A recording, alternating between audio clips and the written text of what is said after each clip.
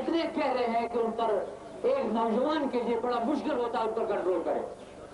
لیکن پھر بھی میں ان سے گزارش یہی کروں گا کہ اگر ان سے ہو سکے تحریک کے بہتر مفادات میں، وسیع تر مفاد میں، کہ دوسروں کے بارے میں نازیبا یعنی یہ الفاظ استعمال کرنا اچھی بات نہیں ہے. میں عموماً یہ کہا کرتا ہوں اور ہمارا فلسفہ بھی یہی ہے کہ ایک مسلمان کا یہ عقیدہ ہے کہ جب وہ مر جاتا ہے، قبر میں اترتا ہے، تو نکیر منکر آتے ہیں، اس سے اس کا حساب لیتے ہیں. اس نے گناہ کتنے کیے، ثواب کتنے کیے. وہ حساب کتاب جو ہوتا ہے اس کی اپنی ذات کے بارے میں ہوتا ہے. میں جب قبر میں جاؤں گا، نکیر منکر مجھ سے میرا حساب لیں گے، میری بیوی کرنے لیں گے، میرے دوست کرنے لیں گے، میرے دشمن کرنے لیں گے، وہ مجھ سے میرا حساب لیں گے. اسی طرح تاریخ جو ہوتی ہے یہ بھی قوموں کے لیے ایک نکیر و منکر کا یعنی درجہ رکھتی ہے تاریخ. اور وہ جہاں کے وہ جج نہیں ہوتے ہیں، وہ بہت بڑے جج ہوتے ہیں. وہ کسی سے ناانصافی نہیں کرتے. وقت جو ہے وہ سب سے بڑا جج ہے. اس لیے ان معاملات کو کہ کون کیا کرتا ہے، ہو سکتا ہے معاملہ لمبی جوڑی فلسفیانہ باتیں کرتا ہے، اس کا عمل کچھ اور کی نمائندگی کرتا ہے، وہ ہمارے لیے طے مقدس ہے. کوئی ثابت کرے کہ لبریشن فرنٹ کے کسی ممبر نے پاکستانی لیڈر چلائے تو میں خود اسے ڈوبتا ہوں. ہم تصور نہیں کر سکتے ہیں. لیکن جو الزامات ہم پر یہ لگائے جاتے ہیں، میں پھر ایک بار یہی کہوں گا لعنت اللہ علی الکاذبین، خدا ان سے، تاریخ ان سے اس کا حساب دے. کے زمانے میں حاصل بادشاہ کا زمانہ وہ تھا، اس کے تایا تھے یا دادا تھے شہاب الدین. ان کا نام بادشاہ کا نام جلال العابدین تھا. شہاب الدین کے بارے میں ڈاکٹر اقبال نے کہا ہے کہ کشمیریوں کی ایک بدقسمتی یہ ہے کہ ان میں دوبارہ دوسرا شہاب الدین پیدا نہیں ہوا. وہ شہاب الدین کے بعد چک آئے. چکوں کے خلاف بہت سارے ہم سازشیں کر سکتے ہیں یا تحریکیں کر سکتے ہیں. اس کے باوجود چکوں کا اور سب کانٹیننٹ کے بر صغیر کے تغلق خاندان کے درمیان یہ سرحد جو آج کل انڈیا میں ہے، وہاں پر جنگ ہوئی. کشمیریوں نے سرحد والوں اور تغلق خاندان کو شکست دے دی. اور ان زمانے کی روایات کے مطابق وہاں اس زمانے میں جو شکست کھاتا تھا تاوان لیتا تھا، جو شکست کھاتا تھا اسے تاوان لیا جاتا تھا. تو تاوان کے طور پر تغلق خاندان کی شہزادیاں لائی گئی اور کشمیری شہزادوں کو بیاہی. یہ ہاتھ تھا، یہ دبدبا تھا کشمیر کا. اندرونی انتشار ہونے کے باوجود بڑے صغیر کے سب سے بڑے بادشاہ کو شکست ہوئی. تو وہ کشمیر آپ کو دوبارہ اسی صورت میں مل سکتا ہے کہ جب آپ اپنا بھی محاسبہ کریں اور اپنے حکمرانوں کا بھی محاسبہ کریں. تو اس لیے ہماری ایک یہ ہے کہ آپ سوال پوچھیں، ہم جواب دے سکتے ہیں. میں اپنے ایک فرض میں انتہائی کوتاہی کروں گا اگر میں اس سرزمین پاک کے ایک عظیم سپوت ڈاکٹر ظفر کو خراج عقیدت پیش نہ کروں کہ اس شخص نے آج سے 1.5 سال پہلے آزاد کشمیر کی تمام پارٹیوں کے لیڈروں کو باندھ کر اسی پارک میں جمع کیا. خاک صاحب بھی اس میں شامل تھا. اور جن لوگوں نے اس جہاد کانفرنس میں شرکت کی ان کو شاید یاد ہوگا اس وقت بھی میں نے بڑے بڑے سرداروں کو، سردار قیوم صاحب بھی تھے، سردار ابراہیم صاحب بھی تھے، جنرل حیات بھی تھے، جماعت اسلامی والے بھی تھے، ان کی موجودگی میں نے اس وقت کیا کہا تھا اور آج جو کچھ ہو رہا ہے کیا وہ 100% ثابت نہیں ہو رہا ہے کہ میں نے جو کچھ وہاں کہا تھا بالکل صحیح. میرا مطلب ہے ڈاکٹر ظفر صاحب جو اس علاقے کے عظیم سپوت تھے، مجھے معلوم ہے کہ وہ کس طرح کتنی محنت کر کے انہوں نے وہ جہاں کانفرنس کا انعقاد کیا تھا. 10 چکر تو انہیں صرف میرے دفتر کے، میں چھوٹا سا آدمی تھا، دفتر کے لگانے پڑے. کتنے بار دوستوں کے پاس گئے ہوں گے. آج وہ ہم میں موجود نہیں ہیں. ہماری دعا ہے، وہ ایک عظیم مجاہد تھے، ہماری دعا ہے اللہ تعالیٰ انہیں گھر کی رحمت کرے اور ان کے پسماندگاں کو سب ضرور رکھے۔ تو یہ سوال جواب کا ایک سلسلہ ہمارے ہاں ہوتا ہے، تو سوالات آئے ہیں تو میں ان کا جواب دینا فرض پر ہو جائے تو اس کے لیے ذرائع آمد و رفت کیسے ممکن ہے؟ ذرائع آمد و رفت یا آمدنی آمد و رفت کیسے ممکن ہو سکتا ہے جبکہ سمندر نہیں ہے تو تجارت کیسے ہو سکتی ہے؟ آمد و رفت کا یہ ہے کہ کبھی کبھی تاریخ کچھ فیصلے کرتی ہے، وقتی طور پر بڑا غصہ آتا ہے انسان کو قدرت پر بھی۔ پیچھے جب چکوٹی میں بارش ہو گئی بڑی واقعی مجھے قدرت پر بڑا غصہ آ رہا تھا، لیکن بعد میں اندازہ ہوا کہ قدرت جو کچھ کرتی ہے صحیح کرتی ہے۔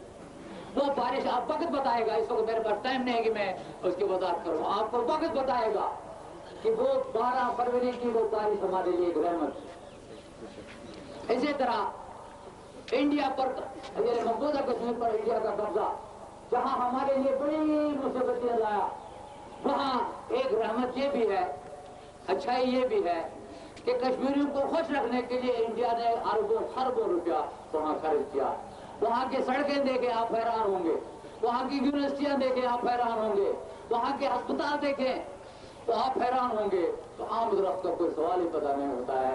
آزاد کشمیر میں جو کمی باقی رہ گئی ہے انشاءاللہ خود مختار کشمیر کے 10 سال کے 5 سال کے اندر ہم اس آزاد کشمیر کو بھی اس کے برابر ہو جائیں۔ جہاں تک سمندر نہ ہونے کا، کوئی بندرگاہ نہ ہونے کا تعلق ہے، دنیا کے 31 ملک بشمول اس زمبابوے کے، بشمول اس ہمارے نزدیکی ہمسائے افغانستان کے، دنیا کے 31 ملک ہیں جن کو اپنی کوئی بندرگاہ نہیں ہے۔ اگر وہ زندہ ہے تو ہم بھی نہیں رہ سکتے۔ اور اب تو میرے خیال میں جن اسٹیٹس کے بارے میں آپ فخر کرتے ہیں کہ 6 اسلامی اسٹیٹس وجود میں آ گئی ہیں، ازبکستان، تاجکستان، یہ تان وہ تان، ان میں سے ایک کے پاس بھی کوئی بندرگاہ نہیں ہے۔ اس پر اگر خوشی حاصل یعنی آپ کا اظہار کرتے ہیں تو ہمیں ہمارے راستے میں اس نام پر یہ رکاوٹ کہ ہماری کوئی بندرگاہ نہیں ہے اس لیے کشمیر کو مختار نہیں ہوتا، میں کہتا ہوں تو عملے کی 2 مختلف معیاروں کی بہترین بدترین مثال۔ ذرا بجلی دیکھیں آئیں۔ اگرچہ سوال کرنے والے نے سوال نہیں کیا ہے لیکن میرے خیال میں مجھ پر فرض عائد ہوتا ہے کہ میں اس کا پہلے جواب دے دوں۔ عموماً ہم سے یہ سوال ہوتا ہے، میں ڈنمارک میں ایک دفعہ تقریر کر رہا تھا، خود مختار کشمیر کی بات کر رہا تھا، ایک بابا کھڑے ہو گئے کہ لائے ہوتا تو بھاجا بھی نہیں مطلب آپ کہاں سے لائیں گے، یہ ذریعہ آمدنی کیا ہوگا؟ میں نے کہا بابا آپ کہاں کے رہنے والے ہیں؟ کہ نہیں میں پوچھ کر رہنے والا ہوں، مقبوضہ پوچھ سے آ کے یہاں کہیں بات ہوئے۔ میں نے کہا آپ نے شاید پنچھی دیکھا ہے، وہ جگہ دیکھی جس پہاڑی کو جہاں سے آپ یہاں پہنچے ہیں۔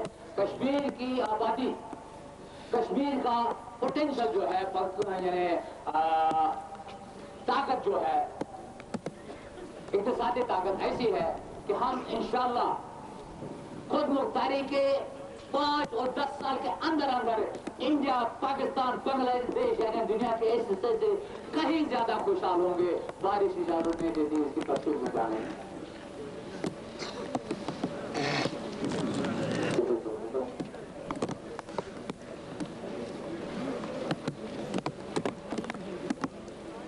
آپ کے بارے میں اور فرنٹ کے بارے میں یہ خیالات رکھتے ہیں کہ آپ نے محبوبت کا نشہ کر، تو یہ ساری محنت ہم نے کی ہے اور میں نے آج اس کے تو میں نے ریکویسٹ کی تھی تمام ہیڈز کو۔ اب ان کی اپنی ایک سوچ ہے، ہم ان کی سوچ کو تو نہیں بدل سکتے۔ ہو سکتا ہے تاریخ، میں سمجھتا ہوں کہ امان اللہ کوئی نہیں ہے، لبریشن فرنٹ کوئی نہیں ہے، کوئی انڈیا کوئی یعنی اختیار نہیں رکھتا ہے فیصلے دینے کا۔ فیصلہ دینے کا بہترین جج جو ہوتا ہے وہ تاریخ ہوتی ہے۔ انتہائی ظالمانہ نہیں، انتہائی منصفانہ ہوتا ہے جو اب بڑے بڑے لوگوں کے ساتھ بھی بڑا ظلم کرتا ہے۔ ظلم نہیں کرتا، انصاف کرتا ہے، لیکن ظاہر معلوم ہوتا ہے کہ یہ یعنی ظلم ہوا ہے، بخشتا کسی کو، رعایت کسی کے ساتھ نہیں کرتا۔ صاحب میں ایک سوال پوچھنا چاہتا تھا، یہ ہے کہ یہ مخصوص کیوں کیا آپ نے اس کو صرف यहाँ चकोठी तक ये तमाम सीज पर लैंड जो है, तो आप अगर कह देते सबों को जिधर जिधर से भी रास्ता मिलता है इसको पार करो। मैं बताऊँ इस पर हमने हर पहलू पर घंटों सोचा है। हमने हमारी सेंट्रल कमेटी में मीटिंग अलग हुई और उसके बाद हमने अलग एक एहसास कमेटी जैसे कहते हैं उसके वो चीज़ें हैं, तो उस पर सोचा है। बात ये है कि ये मसला जो है नंबर 1, हम चाहते हैं कि इस एग्ज़ाम के ज़रिए रशीद साहब ये एक सवाल उठ रहा है, बहुत इम्पोर्टेंट है कि सिर्फ एक जगह से क्यों, और हमारे बड़े मेहमान यानी बगैर सोचे समझे कहते हैं कि वहाँ से यहाँ से यहाँ से क्यों नहीं कहते। बात यह है कि एक तो आप देखते हैं कि अनआर्म्ड जाना मेरी अपनी तबीयत के ख़िलाफ़ है, आज़ाद कश्मीर वालों का जो मिजाज है उसके भी खिलाफ मिलिटेंट लोग, लेकिन इसका मकसद ये है कि हम दुनिया की हमदर्दियाँ हासिल करें। अगर एक कातिल को भी वो अनआर्म्ड है दूसरा शूट करता है तो दुनिया की राय आमोस मकतूल के वो कातिल ही क्यों ना हो उसको उसके हाथ में होती है। तो हम अनआर्म्ड प्रेस का मैं चाहे मशहूर होंगे अच्छा खासा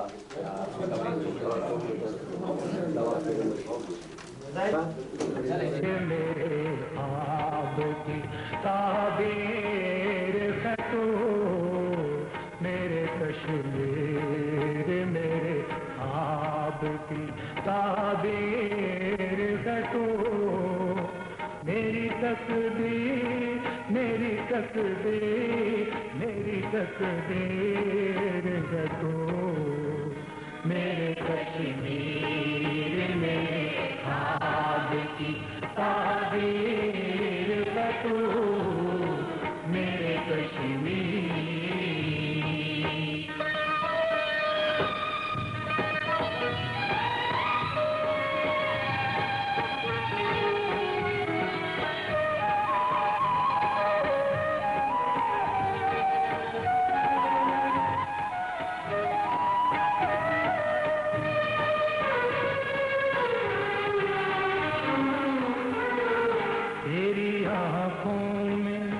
झलकते हुए आंसू देखूं,